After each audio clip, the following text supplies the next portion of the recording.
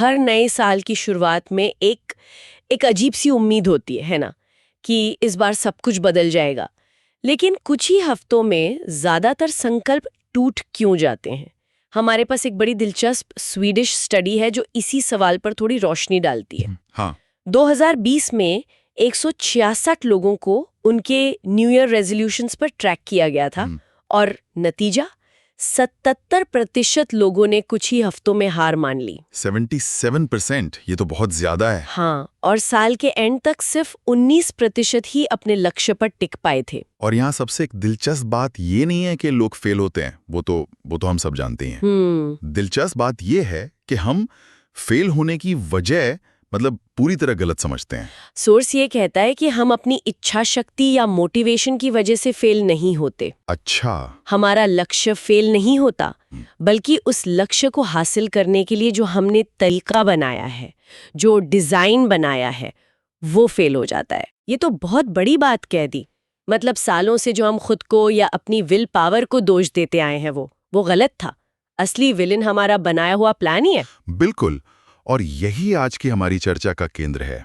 देखिए, लक्ष्यों की बात तो बहुत होती है, पर आज हम जिस सिद्धांत की बात करेंगे वो सिर्फ सेल्फ हेल्प तक नहीं है।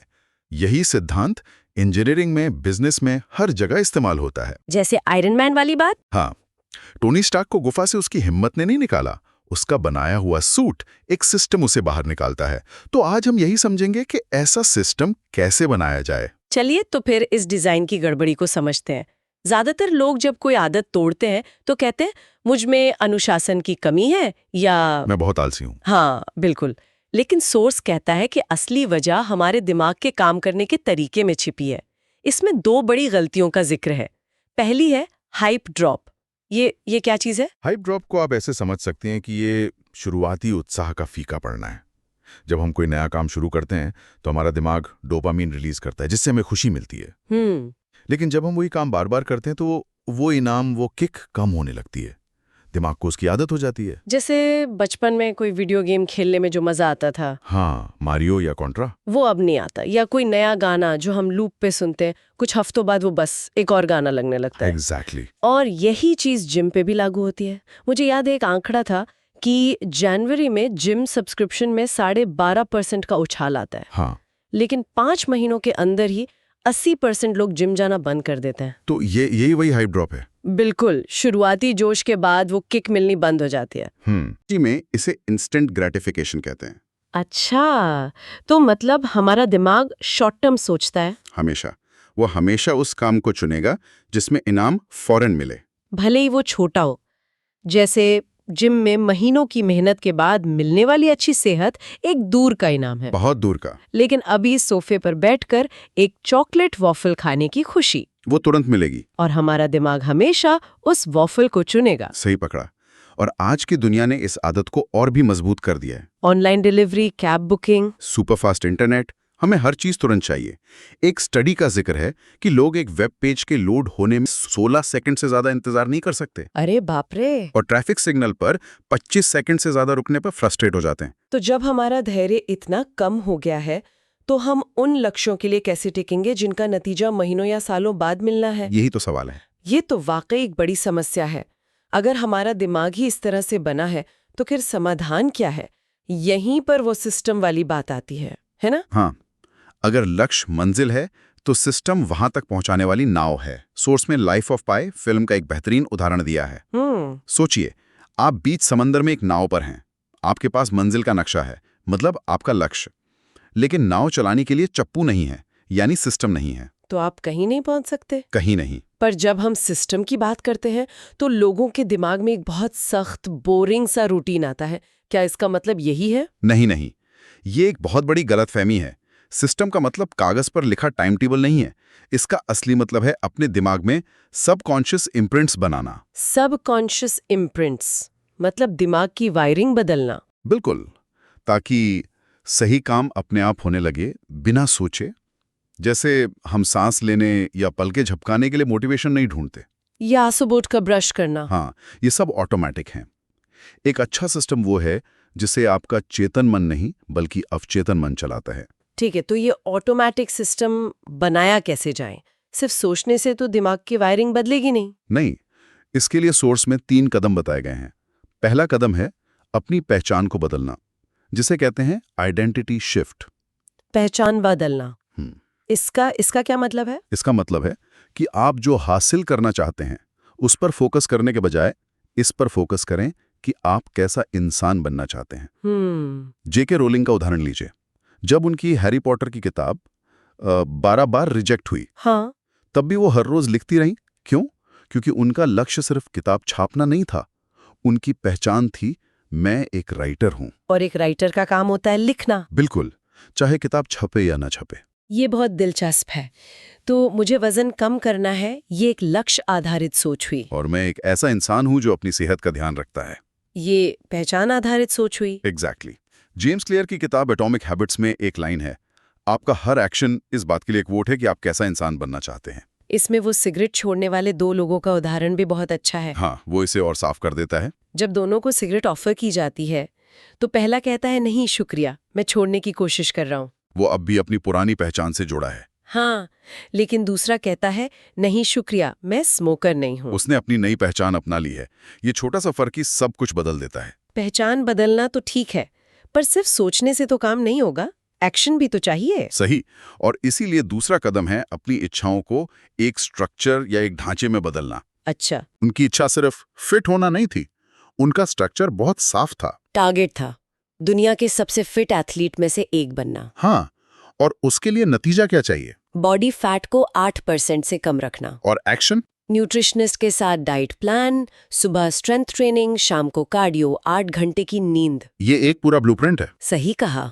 और यही ब्लूप्रिंट हमें तीसरे और सबसे जरूरी कदम तक ले जाता है, उस सिस्टम को डिजाइन करना जिसके 4 स्तंभ हैं। 4 स्तंभ? हाँ, ये वो 4 पिलर हैं जिन पर आपकी पूरी आदत टिकी होगी। अगर ये 4 पिलर सही से बना लिए तो कोई भी लक्ष्य हासिल करना ऑटोमेटिक हो सकता है। ठीक है, तो ये 4 स्तंभ कौन से हैं? पहला क्या है? पहला स्तंभ है एक आदत का सिग्नल तैयार करना। सोर्स में इसे ट्रिगर इंजीनियरिंग कहा गया है। Trigger engineering? हाँ, ये वो इशारा है जो आपके दिमाग को बताता है कि अब एक्शन लेने का टाइम है। जैसे फोन का वाइब्रेट होना एक ट्रिगर है जो हमें फोन चेक करने पर मजबूर करता है। बिल्कुल, हमें अपनी अच्छी आदतों के लिए ऐसे ही मजबूत सिग्नल बनाने होंगे। लेकिन ये काम कैसे करता है? क्या सिर्फ ये सोच लेना काफी है कि मैं कल से रोज एक्सरसाइज करूंगा? नहीं, ये बहुत अस्पष्ट है। एक ब्रिटिश स्टडी में 248 लोगों को 2 ग्रुप में बांटा गया था। ग्रुप ए को सिर्फ एक्सरसाइज करने को कहा गया। ग्रुप बी को कहा गया कि वो पहले से तय करें कि वो कब और कहां एक्सरसाइज करेंगे। अच्छा। नतीजा हैरान करने वाला था। ग्रुप बी, जिनके पास एक स्पष्ट सिग्नल था, उनमें 91% लोग अपनी आदत पर टिके रहे। 91%? हाँ, जबकि ग्रुप ए में यह आंकड़ा सिर्फ 38% था। वाह! इसका एक सीधा फॉर्मूला है, जब ये सिग्नल होगा तब मैं ये एक्शन करूंगा। अच्छा, तो जैसे जब मैं सुबह ब्रश कर लूंगी तब मैं 10 पुशअप्स करूंगी। बिल्कुल, यहां ब्रश करना एक पहले से बनी हुई आदत है जो अब पुशअप्स के लिए एक सिग्नल बन गई। इसे हैबिट स्टैकिंग भी कहते हैं ना? हाँ, इसे हैबिट स्टैकिंग कहते हैं। अब आते हैं दूसरे स्तंभ पर। ठीक है। वो है शुरुआत को बिल्कुल छोटा बनाना। सोर्स में इसे एक्शन मिनिमाइजेशन कहते हैं। लोग अक्सर ये गलती करते हैं कि वो शुरुआत में ही बहुत बड़ा लक्ष्य रख लेते हैं। जैसे मैं रोज 1 घंटा वर्कआउट करूंगी। हाँ, और फिर 1-2 दिन बाद ही हिम्मत हार जाते हैं। तो इसका उपाय है एक्शन को छोटा करना। इतना छोटा कर दो कि उसे ना करना ज्यादा मुश्किल लगे। इंतजार, मतलब सिर्फ जिम के कपड़े पहनना भी एक लक्ष्य हो सकता है। हाँ, ये सुनने में तो बहुत अजीब लगता है। पर शायद यही इसकी सबसे बड़ी ताकत है। कोई बहाना ही नहीं बचता। सही कहा। किसी भी काम में सबसे मुश्किल हिस्सा उसे शुरू करना होता है, जारी रखना नहीं। तो 1 घंटा किताब पढ़ने का लक्ष्य मत रखो। लक्ष्य रखो सिर्फ 1 पेज पढ़ना है। बिल्कुल, आप 1 पेज पढ़ने बैठेंगे तो शायद 10 पेज पढ़ लेंगे, लेकिन लक्ष्य छोटा होने से दिमाग पर कोई दबाव नहीं होता। ठीक है, तो हमारे पास एक सिग्नल है और एक बहुत छोटा एक्शन भी है। लेकिन अब उस पुरानी समस्या का क्या करें जो हमने शुरू में डिस्कस की थी, इंस्टेंट ग्रेटिफिकेशन। हाँ, दिमाग को तो तुरंत इनाम चाहिए। वो महीनों बाद मिलने वाले रिजल्ट का इंतजार नहीं करेगा। आपने बिल्कुल सही नस पकड़ी, और यही तीसरा स्तंभ काम आता है। वो क्या है? छोटे छोटे इनाम का सिस्टम बनाना। इसे इंस्टेंट रिवॉर्ड लूप भी कहते हैं, क्योंकि बड़े लक्ष्यों का असली इनाम देर से मिलता है, हमें अपने दिमाग को एक तरह से बेवकूफ़ बनाने के लिए तुरंत छोटे-छोटे आर्टिफिशियल इनाम देने पड़ते हैं। कॉमेडियन जेरी सीनफेल्ड का डोंट ब्रेक द चेन वाला तरीका इसका सबसे अच्छा उदाहरण है। क्लासिक उदाहरण है। वो हर रोज जोक लिखने का काम पूरा करने के बाद कैलेंडर पर एक बड़ा सा लाल क्रॉस बनाते थे और फिर उनका लक्ष्य जोक लिखना नहीं बल्कि उस चेन को न तोड़ना बन जाता था।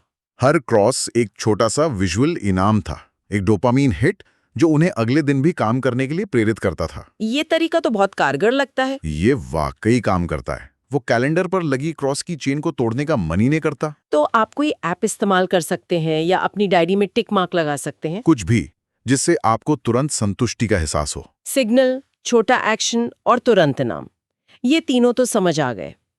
अब चौथा और आखिरी स्तंभ क्या है? चौथा और सबसे जरूरी स्तंभ है गलतियों से बचाने वाला एक सेफ्टी नेट तैयार रखना। Safety net. हाँ, हम अक्सर एक परफेक्ट प्लान तो बना लेते हैं, लेकिन ये भूल जाते हैं कि जिंदगी परफेक्ट नहीं होती। मतलब ये नहीं सोचते कि अगर किसी दिन प्लान फॉलो नहीं हुआ तो क्या करेंगे। हाँ, और परफेक्शन की यही उम्मीद फेलियर का सबसे बड़ा कारण बनती है। ये ऑल और नथिंग वाली सोच है। जैसे अगर डाइट पर हैं और एक दिन केक खा लिया तो लगता है कि आप सब बर्बाद हो गए। एग्जैक्टली। और फिर लोग पूरी डाइट ही छोड़ देते हैं। इसलिए एक सेफ्टी नेट जरूरी है। इसका मतलब है कि पहले से सोच कर रखो कि जब गड़बड़ होगी तो आप क्या करोगे। आपका बैकअप प्लान क्या है? हाँ, जैसे अगर किसी यात्रा की वजह से आपका 1 घंटे का वर्कआउट छूट गया तो वापस आकर अपराध बोध में डूबने के बजाय आपका सेफ्टी नेट कहता है कोई बात नहीं, आज से 5 पुशअप्स कर लो। बिल्कुल, इससे आपकी चेन नहीं टूटेगी, मोमेंटम बना रहेगा। सोच में इसका एक बहुत प्रैक्टिकल उदाहरण था कि कैसे उन्होंने इंस्टाग्राम पर 1 मिलियन फॉलोअर्स का लक्ष्य हासिल करने के लिए एक सेफ्टी नेट बनाया था। हाँ, उन्होंने पहले से ही हर संभावित समस्या की लिस्ट बना ली थी। वाह। जैसे एडिटर का छुट्टी पर जाना, किसी दिन कंटेंट आइडिया न मिलना, या ट्रैवलिंग में व्यस्त होना। हाँ, और हर समस्या के लिए एक बैकअप प्लान तैयार रखा था। यही तो बात है।